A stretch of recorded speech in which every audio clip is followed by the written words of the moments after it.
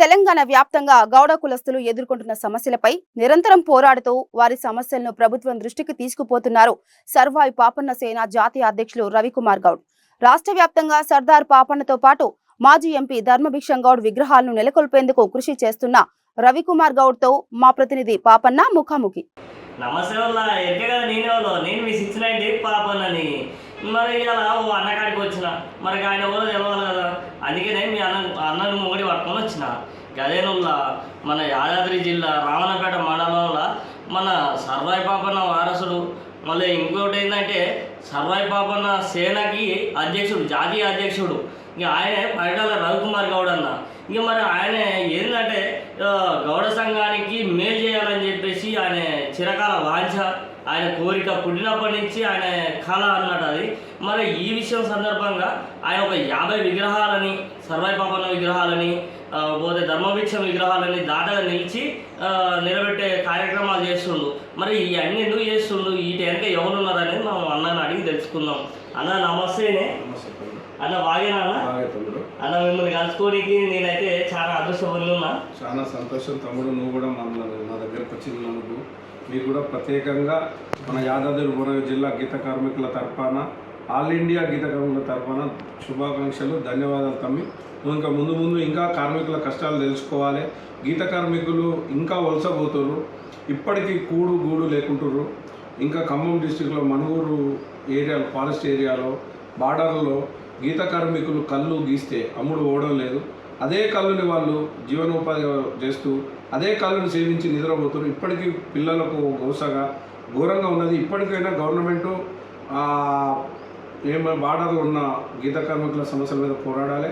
ఇంకో విషయం తమ్మి, తెలంగాణలో కాటమయ్య మోపులు అనేది మనకి ఇస్తారు గవర్నమెంట్. ప్రపోజల్ పోయిన గవర్నమెంట్ 50 ఇచ్చింది, ఈ గవర్నమెంట్ కూడా అమలు చేస్తారని మన అబ్దుల్పూర్ మెట్కాడ సీఎం గారు దగ్గర మీటింగ్ పెట్టి కూడా వాళ్ళు ఏం చేస్తారు అంటే తమ్ముడు, ఒక నియోజకవర్గానికి 100 మోకులు అంటే ఒక్కొక్క గీత కార్మికుడు ఒక్కొక్క గ్రామాన. ఇవాళ రామన్నపేట మండలంలో 23 గ్రామాలు ఉన్నాయి. 23 గ్రామాలకు ఒక గ్రామానికి ఎన్ని వస్తాయి తమ్ముడు? ఒక గ్రామానికి 100 అంటే 7-6 వస్తాయి. ఆ గ్రామంలో ఇవాళ 20 నుంచి 25 మంది గీత కార్మికులు. ఒక దుబ్బాక ఉదాహరణ తీసుకున్నాం. దుబ్బాకలో ఒక 35 మంది ఉంటారు. సిరిపురంలో, ఎల్లంకిలో, రామన్నపేటలో, కొమ్మాయిగూడెంలో గీత వృత్తి మీద ఆధారపడే కుటుంబాలు చాలా ఉన్నాయి తమ్ముడు. నేనేమంటారు, గవర్నమెంట్ విజ్ఞప్తి ఏంటంటే ఇక్కడ ఉన్న ఎమ్మెల్యే గారికి కానీ అక్కడ ఉన్న గవర్నమెంట్ ఫస్ట్ దాపాల ఒక 500 సేఫ్టీ మొత్తం. నెక్స్ట్ విడతల వారికి ఇవ్వమంటారు. ఒకేసారి విడతల వారికి ఇస్తే ఏమంటే గీత కార్మికుడు నిత్యం వృత్తి మీద ఆధారపడి బతుకుతూ ఈ తెలంగాణ రాష్ట్రంలో రోజు ఎక్కడో ఒక చోట కుటుంబం బలైపోతుంది, పడి చనిపోవడం జరుగుతుంది. వారి కుటుంబం రోడ్డు మీద పడుతుంది. ఆయన పిల్లలు, ఆయన భార్య అందరూ అనాథలు అయ్యి రోడ్డు మీదకి వచ్చే స్టేజ్ ఉంది తమ్ముడు. దయవుంచి గవర్నమెంట్ ఏం చేయాలంటే ఇప్పటికైనా ప్రతి కార్మికునికి సేఫ్టీ మోక్ అందే ప్లాన్ చేయాలి. దాని గురించి కూడా ఎక్సైజ్ మినిస్టర్ గారు కూడా సంప్రదించి ఆ సంబంధించిన శాఖకు ఆదేశాలు ఇవ్వాలి. అవసరం అంటే గీత కార్మికులు ఎక్కడెక్కడ గ్రామాలలో ఎంతమంది చెప్తారు ఆ సర్వే ప్రకారం చేయించుకొని కూడా వారు అందించాలని. ఈ సంవత్సరం అయినా 2025 పూర్తి అయ్యే వరకు అంతా ప్రతి ఒక్క గీత కార్మికులు సేఫ్టీ మోక్ అందాలని మనస్ఫూర్తిగా కోరుకుంటూ మరొకసారి ముఖ్యమంత్రి గారికి, ఎక్సైజ్ మినిస్టర్ గారికి, జాయింట్ కమిషనర్ ఎక్సైజ్ కమిషనర్ గారికి కూడా విజ్ఞప్తి చేస్తున్నాం తమ్ముడు.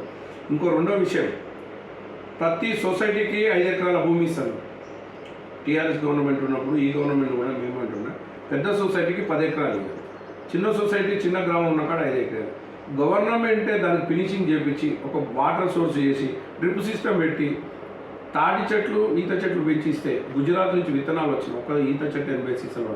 అలాంటి విత్తనాలు నాటి మన సొసైటీకి పెరిగిన తర్వాత మన సొసైటీకి అప్పగించాలి. ఇది రెండోది ప్రధానంగా. ఎందుకంటే ఈ రోజులలో మనం భూములలో పోతే అంతా బడాబాబులు భూములు కొంటున్నారు, దాన్ని తాటి చెట్లను నరికిస్తారు. ఎందుకంటే ధర్మభిక్ష గారు పార్లమెంట్లో చేసి మనకు చట్టం తెచ్చి మనం ఒక గవర్నమెంట్ పన్ను కట్టేది. కేసీఆర్ గవర్నమెంట్ వచ్చినాక పన్ను రద్దు చేసేమైందంటే మనం గ్రిప్పు కోల్పోయి అడిగినాం అనుకో, నువ్వు మాకేమి ఇస్తున్నావు, గవర్నమెంట్ కూడా అంత సంప్రదిస్తలేదు. ఎందుకంటే మనం గవర్నమెంట్ పన్ను కడితే అయ్యా నేను కళ్ళువాడ తాడు ఎక్కిందంటే ఆయన మీద కేసు చేశారు. ఈరోజు కేసు చేసే సమస్యలో లేదు, గవర్నమెంట్ ఆఫీసర్స్ పట్టించుకోవడం లేదు. ఎక్సైజ్ డిపార్ట్మెంట్కి పోతారు. ఇవాళ 1000 కొద్దిగా ఫైల్ పెండింగ్ ఉన్నాయి. చనిపోయిన గీత కార్మికులకు ఎక్స్క్రియా కానీ ఫండింగ్ రాక ఆ బడ్జెట్ లేక నానా అవసరం పడుతుంది.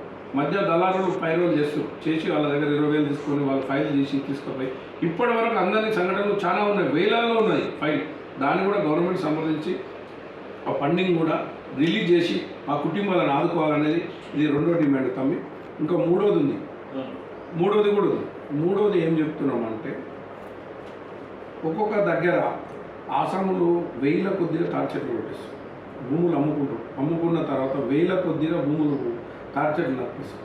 దీని మీద కూడా కఠిన చర్య తీసుకోవాలి గవర్నమెంట్. ఎందుకంటే 1000 కుటుంబాలు, లక్షల కుటుంబాలు కుల వృత్తి, ఇలా 54 లక్షల జనాభా కలిగిన గీత కార్మికుల కుటుంబాలు ఉన్నాయి. ఎక్కడ వాళ్ళు ఇండైరెక్ట్ కానీ డైరెక్ట్ కానీ 52-54 లక్షల జనాభా కలిగిన గీత కార్మికుల కుటుంబాలు వీధిన పడుతుంది. మనకు ఎక్కడో పోయి మనం ఒక తాడు వాడేది ఆటోమేటిక్ వచ్చేసి బుల్డోజర్తో కొట్టేస్తుంది. దాని మీద కూడా గవర్నమెంట్ దృష్టి పెట్టి మనకు తొందరగా అందేటట్టు చేయాలి. ఇంకో మూడో హామీ, గవర్నమెంట్ 50 ఏళ్లకు మనకు పింఛన్ ఇస్తుంది గీత కార్మికులకు. పోయిన గవర్నమెంట్ అనేది ఈ గవర్నమెంట్, దాన్ని కూడా పెండింగ్లో పెట్టారు. దాన్ని కూడా తక్షణమే అమలు తెచ్చి 50 ఏళ్ళు నిన్న గీత కార్మికులకు పింఛన్ త్వరలో అమలు చేయాలి తమ్మి. ఇది మూడో డిమాండ్. నాలుగోది ఉంది తమ్మి. నాలుగో డిమాండ్ ఏంటంటే మన గీత కార్మికులు కళ్ళుని ఒక బ్రాండీ విస్కీ ఎలా తయారు చేస్తారో గవర్నమెంట్ ప్లాంట్లు పెట్టి దాన్ని శుద్ధి చేసి ఆరోగ్యకరమైన మన కళ్ళుని దాన్ని ఒక నీరాగా మార్చి ప్రతి గ్రామానికి ప్రతి మండలానికి ఒక సర్క్యులేషన్ చేసి మనది ముందు తీసుకెళ్ళాలి. కళ్ళుని కూడా నీరాగా మార్చి ప్రజలలో తీసుకెళ్తే ఆరోగ్యకరమైనది మనది. బ్రాండీ విస్కీ కంటే చాలా సేఫ్. బ్రాండీ అనేది అది ఎరాయిల్ కలిపి మీకు స్పిరిట్ స్పాట్లు అవుతుంది. వెనకట ఒక మందు మన పండుగ తాగితే పండుగకే ఉండేది. ఉన్న రోజులలో వాస్తవానికి మందుకే ఎక్కువ ప్రాముఖ్యత చూపిస్తున్నారు. అదే మళ్ళీ ఒక కరోనా టైం వచ్చినప్పుడు కళ్ళు తాగితే ఏదైతే మన లోపల ఉన్న రోగం తగ్గిపోతుంది, అవన్నీ తగ్గిపోతాయి, ఉన్న రోగనిరోధక శక్తి ఎక్కువ వస్తుందని కరోనా టైంలో బీభత్సవంగా తాగారు మన కళ్ళు. మరి ఇయ్యాలో కూడా మరి ఎందుకు తాగలేరు? ఈ మందే ఎందుకు అంత అడ్జేస్తుంది మనల్ని? ఇంకోటి తమ్ముడు, ఇదే మన కళ్ళు గురించి అదే తెలివైన ముఖ్యమంత్రి గారు కేసీఆర్ గారు తెలంగాణ ప్రజలకు ఒక మెసేజ్ ఇచ్చింది స్పష్టంగా, కళ్ళు తాగితే కరోనా రాదని. కేసీఆర్ స్వయంగా ఇంటర్వ్యూ ప్రెస్ మీట్లో కూడా చెప్పింది. అంటే కళ్ళు అంత పెద్ద మేధావుల దృష్టిలో కూడా కళ్ళు అంటే ఎంత స్వచ్ఛమైననో తల్లిపాల కంటే మేలు. కళ్ళు ఆశిమాసిది కాదు, స్వయంభూ, అది మన ప్రకృతి నుంచి వచ్చేది, అది కల్తీ చేసేది కాదు. ఎవరో ఒకరు చేయొచ్చు కార్మికులు బయటకు వచ్చిన తర్వాత, అందరినీ అనలేము. ప్రతి ఒక్క కార్మికుని కూడా నీరా ప్లాంట్ లాగా పెట్టి గవర్నమెంటే సేకరించి దాన్ని శుద్ధి పంటలు పెట్టి మనకి. అదేవిధంగా ఇంకో విషయం ఏంటంటే నందన గ్రామంలో మన మంత్రి శ్రీనివాస్ గౌడ్ ఉన్నప్పుడు కేసీఆర్ గవర్నమెంట్లో 7,20,00,000 రూపాయలు శాంక్షన్ చేసి ఇప్పటి వరకు దాన్ని ప్రారంభోత్సవానికి నోచుకోలేదు. ఇంకా కొద్ది బడ్జెట్ ఉంటుంది, నోచుకుంటే 1000 కుటుంబాలకు ఉపాధి దొరుకుతుంది. బెల్లం తయారవుతుంది, నీర తయారవుతుంది. అదేవిధంగా మనం కులవృత్తి కోసం మనం సామాన్లు తీసుకుపోయే గుట్టలు తయారు చేస్తారు, 1000 కుటుంబాలకు ఉపాధి వస్తుంది. మనకు అలాంటి ప్లాంట్లని తెలంగాణలో అన్ని మండలాలు, డివిజన్లు, జిల్లాలు, హెడ్క్వార్టర్లో పెడితే గీత కార్మికులు ఎవరైతే గీత కార్మిక వృత్తిలో లేరో మిగతా వృత్తి లేని వాళ్ళకు ఒక ఉపాధి దొరుకుతుంది. ఆ ఆర్థికంగా ఎదగలుగుతారు, ఆ ఫ్యామిలీ ముందుకు వెళ్ళగలుగుతారు. ఇలాంటివి లేక మనం చాలా వెనుకబడుతున్నాం. గవర్నమెంట్ రాకముందుకు ఏం చెప్తుందంటే గీత కార్మికుల సమస్యలను మేము రాగానే తీరుస్తుంటారు. ఏ గవర్నమెంట్ వచ్చినా ఇదే పరిస్థితి ఉంది. ఇప్పుడు గత 20-25 ఏళ్ళ నుంచి కూడా ఇదే పరిస్థితి ఉంది. మనకు గవర్నమెంట్ పరిస్థితి ఇదే ఉంది. ఏది చెప్పినా హామీలు ఇస్తారు, వచ్చారు. 50 ఏళ్ళకి అన్నారు, 50 ఏళ్ళు పోయింది, ఇంతవరకు గవర్నమెంట్ ఏది కూడా పింఛను దరఖాస్తు తీసుకున్నారు, వెబ్సైట్ ఓపెన్ అవుతుంది. ఈ పరిస్థితి ఉంది తమ్ముడు. ఇప్పుడు ఇది కాకుండా ఇంకా చాలా సమస్యలు ఉన్నాయి తమ్మి. గీత కార్మికులకు ఏం చేయాలంటే ఇల్లు లేని వాళ్ళకి గవర్నమెంట్ ఇల్లు ఇవ్వాలి, తక్షణమే డబుల్ బెడ్రూమ్ ఇవ్వాలి. వాళ్ళు ఉపాధి లేక, పిల్లలు లేక ఇప్పటికీ 25% గుడిసెలలో నివసిస్తారు. ఇప్పటికి కూడా 25% గుడిసెలలో నివసిస్తారు. వ్యవస్థ ఇల్లు లేక దీనాస్థితిలో ఉన్నారు. కానీ ఇప్పుడు కూడా గవర్నమెంట్ సంబంధించి మన శక్తి ఏందో గవర్నమెంట్ తెలుసు. గీత కార్మికుల ప్రతి పెండింగ్ బిల్లుని రిలీజ్ చేయాలి, బడ్జెట్ ఇవ్వాలి. ఆ ఎక్సైజ్ మినిస్టర్ గారు ఎప్పుడు ఫోన్ చేసినా ఎప్పుడు వాళ్ళ పిఏ చెప్తారు, సార్ బిజీ ముందు మీటింగ్ ఎక్సైజ్ మినిస్టర్ కాకుండా ఎక్సైజ్ కమిషనర్ అయినా పట్టించుకొని పెండింగ్ ఉన్న బిల్లులు ఈసారి ముఖ్యమంత్రి గారు క్యాబినెట్ మీటింగ్లో మన బిల్లుని అమలు మన బడ్జెట్ కేటాయించేటట్టు ఒక బిల్ పాస్ చేయాలని మనస్ఫూర్తిగా కోరుకుంటున్నా. అదే చేస్తాడని కూడా ఆశిస్తున్నా. ముఖ్యమంత్రి గారికి మన మీద ఉంది ఎంతో అంతో. మన బీసీ మంత్రి గారి ప్రోత్సాహం కూడా బాగానే ఉంది, కానీ అక్కడ బడ్జెట్ ఎందుకు కేటాయించలేరో ఇంతవరకు అర్థమవుతలేదు. పొన్నం ప్రభాకర్ గారు కూడా మన ముందుకు వస్తారు. ఇంకా కూడా ఈ మధ్య చేయకపోతే ఈ ఏప్రిల్ కానీ జూన్ ఫస్ట్ వీక్ నుంచి పాదయాత్ర చేస్తున్న తమ్ముడు సూర్యాపేట జిల్లా ప్రతి కళ్ళు మండపం కళ్ళు సర్వీస్ నేను గ్రౌండ్ లెవెల్ పోతాను. ఎందుకంటే ప్రెస్ క్లబ్లో కూర్చోనో అక్కడ కూర్చోనో మీటింగ్ పెట్టడం కాదు, గ్రౌండ్ లెవెల్లో పోతే అక్కడ ఉన్న కార్మికుని బాధ అయింది. కళ్ళు గీస్తే అమ్ముతుందా అమ్ముతలేదా, గ్రామాలలో కళ్ళు తాగితే కడుపు గ్యాస్ వస్తున్నదా ఒకటి సృష్టించారు. ఈ మందుకు అలవాటు అయి బానిస ఏమవుతుందంటే కూటర్ దాగంగానే ఎక్కుతుంది. వెనకట ఆకలి అయితే ఒక ఏంటిది అప్పుడు కుమ్మరోళ్ళు గురుగులు ఇచ్చేది. ఆ గురుగు కళ్ళు తాగితే అమ్మ నీ కడుపు చల్లకుండా గౌడు చల్లటి కళ్ళు పోసిండని కడుపు దాగి ఇన్ని గుడాలో శనగలో తిని బతికిన వాళ్ళు ఉన్నారు వెనకట కుటుంబాలు. ఇవాళ మన వృత్తి ప్రతి ఒక్క కులాన్ని మనం ఆస్వాదించాం. ఇవాళ ఒక కుమ్మరాన్ని ఉండు, ఇవాళ కుమ్మరాంలో కుండలు కాల్చుకోవాలంటే ఆనాడు భార్య భర్తలు మనకు వనంలోకి వచ్చి ఇంత గౌడుకు ఒక 4 కుండలు ఎత్తుకొచ్చి అక్కడ పెట్టి లొట్లు ఇచ్చి ఇంత కళ్ళు తాగి కడుపు నిండా ఆయన గౌడుని దీవించి ఇన్ని మంటలు కట్టుకొని పోయి కుమ్మరామును కలిసేటోళ్ళు. ఇవాళ మన వృత్తి అలాంటి వృత్తి. ఇంకోటి మనం పుట్టిన నుంచి చచ్చిపోయేదాకా మన గౌడుకు ఉన్నది ఏముందంటే మనం పుట్టినాడు తొట్టలేస్తారు, దానికి నులుగా గౌడన్న. దాన్ని పుట్టింది మనం వేసే అది నాన్న. ఇవాళ మనం పెళ్లికి ఎదిగినాక పెళ్లి చేస్తున్నాం, పచ్చడి పందిరి గౌడన్న. ఆయన వెనుక మనం అందరం నడవాలి, ఆయన బాటలో మనం ఉండాలి. నేను ఈ సంఘంలోకి రావడానికి నేను గత 3 years క్రితం మా పెద్దమ్మ కొడుకు కల్లర్ సత్తాన్ అని కరీంనగర్ ఉండే, ఆయన మాజీ సర్దార్ సర్వాయి పాపన్న గీత కార్మిక సంఘానికి అధ్యక్షుడు. ఇట్లనే పిలిచిరు. 2-3 years క్రితం పిలిస్తే నేను టూరిజం ప్లాజాలో పోయినా బేగంపేటలో పోతే మీటింగ్ పెట్టారు. అడిగోగా నువ్వు యాదాద్రి భువనగిరి జిల్లా ఉండాలంటే నేను రియల్ ఎస్టేట్ చేస్తానా ఇట్లా అంటే నువ్వు ఉండాలి తమ్ముడు అన్నారు. అన్నాక వారం రోజులకు నాకు మీటింగ్ పెట్టాలని పెడితే ఇదే ఫంక్షన్ హాల్ జేపీ ఫంక్షన్ రమణపేటలో పెట్టిన. రాష్ట్ర కమిటీ పూర్తిగా వచ్చారు. జయంత్ గౌడ్ గారు కూడా వచ్చి నన్ను ప్రెసిడెంట్ చేశారు జిల్లాకు. ఆ రోజు నుంచి ఈ రోజు వరకు ఎన్నడూ సంఘం కులం అంటే తమిళ అర్ధరాత్రి నిలబడి కులం కోసం పోరాటం చేస్తున్నాం. ఇవాళ నా ఒక్క జిల్లా కాదు, సూర్యాపేట మొన్నదాకా ఉమ్మడి జిల్లా అధ్యక్షుని చేసిన, సూర్యాపేట అధ్యక్షుని వేసినాం పుల్శంకన్న గౌడ్ని. అదే మన జంగం రవీందర్ నల్గొండ అధ్యక్షుని వేసినాం.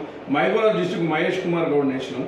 ఇలా నా ఒక్క జిల్లా కాకుండా నేను ఒక 4 నుంచి 5 జిల్లాలని అందరినీ సంఘటితం చేయాలి, మనం పోరాటం చేయాలని మొన్న ఒక 24వ తారీఖు కూడా భువనగిరి ఎల్లమ్మకాడ 4 జిల్లాల కార్యవర్గ మీటింగ్ పెట్టి కూడా జనాలని ఒక 200-250 మంది మన కార్మికులు హాజరై వారి బాధలు చెప్తుంటే తమ్మి కన్నీరు ఆగుతలేదు.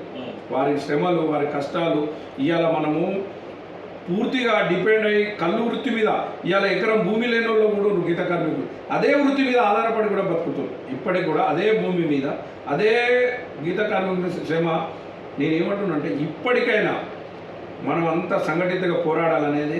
ఈ పాపన్న విగ్రహాలు పెడతానన్నా మనలో శరణం వచ్చి మనం ఐక్యతతో పోరాడి మన హక్కుల కోసం పోరాడి మన జాతి కోసం ఒక సంకల్పంగా ముందుకు పోవాలనే సంకల్పంతో ఈ విగ్రహాలు ఇస్తున్నాం తమ్మి. నాకు మా అన్నగారు అసలు కల్లర్ సత్యన్న, మాకు ఇప్పుడున్న ప్రెసిడెంట్ కోడూరు పరశురామ గౌడ్ గారు, వర్కింగ్ ప్రెసిడెంట్ మన సంపూర్ణ మల్లేష్ గౌడ్ గారు, మాజీ అధ్యక్షులు సింగం సత్యయ్య గౌడ్ గారు, అలాగే వ్యవస్థాపకులు వీరగొని పెంటయ్య గారు, అట్నే కరీంనగర్ జిల్లా అధ్యక్షుడు ముత్యం శంకర్ గౌడ్ గారు, ఇంకా సారయ్య వీరమల్ల సారయ్య గారు, ఇలాంటి వాళ్ళు చాలామంది వాళ్ళు వ్యవస్థాపక ఒక 20 ఏళ్ల క్రితం దీన్ని స్థాపించి వాళ్ళు ముందుకు తీసుకొస్తూ అలాంటిది మేము వాళ్ళని ఆదర్శంగా తీసుకొని మేము వాళ్ళ బాటలో నడుస్తున్నాం తమ్మి. దీనికి జయంత్ గౌడ్ గారికి కూడా పుషింగ్ ఉంది. ఇప్పటికి కూడా ఆ వయసులో యూత్ లాగా ముందుకెళ్తున్నాం. 4 గంటల నుంచి 3 గంటల రాత్రి లేచి నా జాతి ఎక్కడ పోతుంది, నేనేం చేయాలని అక్కడ ఎవరైతే అనుకూలంగా ఉన్నారో వాళ్ళకి ఫోన్ చేసి లేపి ఇవాళ ఈ ప్రోగ్రామ్ ఉంది, ఇది చేయాలి అని ఇవాళ భువనగిరి కిలా మీద కూడా పాపన్న విగ్రహం పెట్టి.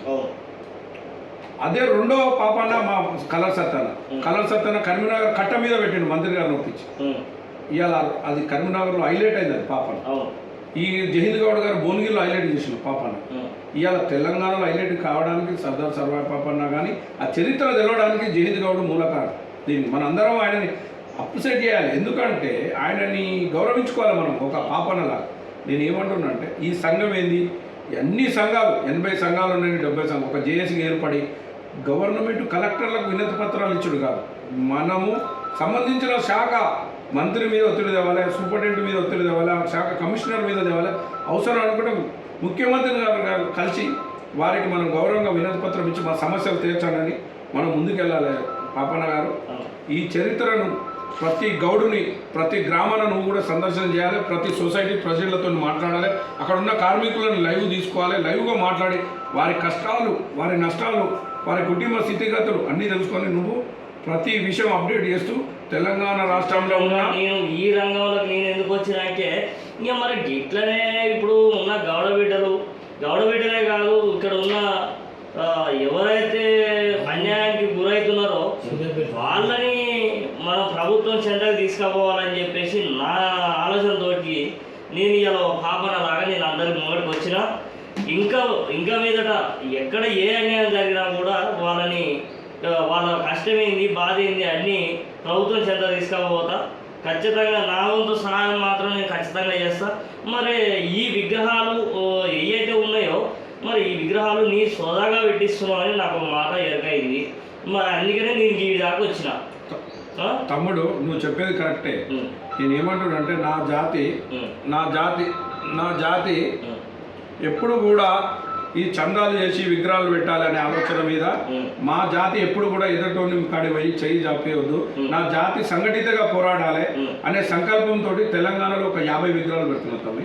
నా సొసైటీగా ఇప్పుడు మోత్కూరులో కూడా అతి త్వరలో ధర్మభిక్షాన్ని నిలగొడుతున్నాం, భువనగిరి సెంటర్లో యాదాద్రి టెంపుల్ పోయే రోడ్లో, ఇట్లా ఈ విధంగా తెలంగాణలో ప్రతి ఏరియాలో పాపన్న చరిత్ర తెలియాలి, నా జాతి ఐక్యతగా పోరాడాలి, ఆ జాతి సంఘటితగా ముందుకు పోవాలంటే ఈ సర్దార్ సర్వాయి పాపన్న విగ్రహాలు నెలకొల్పనే ఆలోచనతోటి నా సొంత డబ్బులతో నేను సంపాదన ఇచ్చిన దాంట్లో 30% నా జాతి కోసం ఖర్చు పెడతాను. నేను అధ్యక్షుడిగా ప్రమాణ స్వీకారం చేసిన రోజు నా జాతికి మాట ఇచ్చిన అదే జాతి ప్రకారం అవుతా.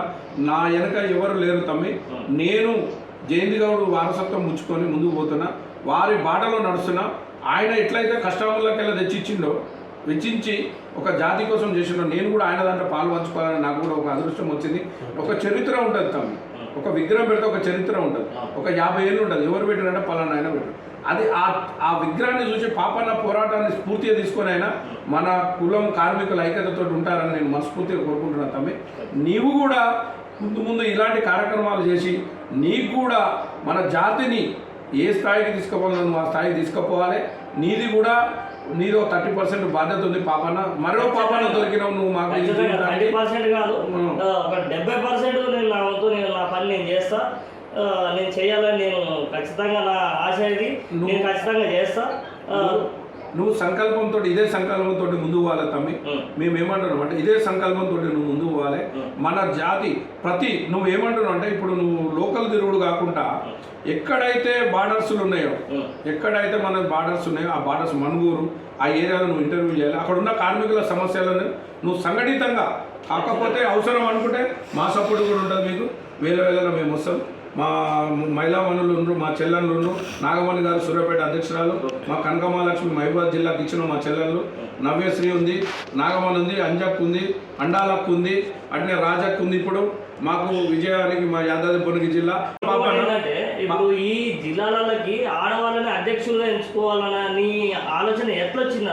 ఇప్పుడు నాకు ఒకటే పాపన్న, కలిసి కట్టుగా పోరాడితేనే ఐక్యత ముందుకెళ్తాం.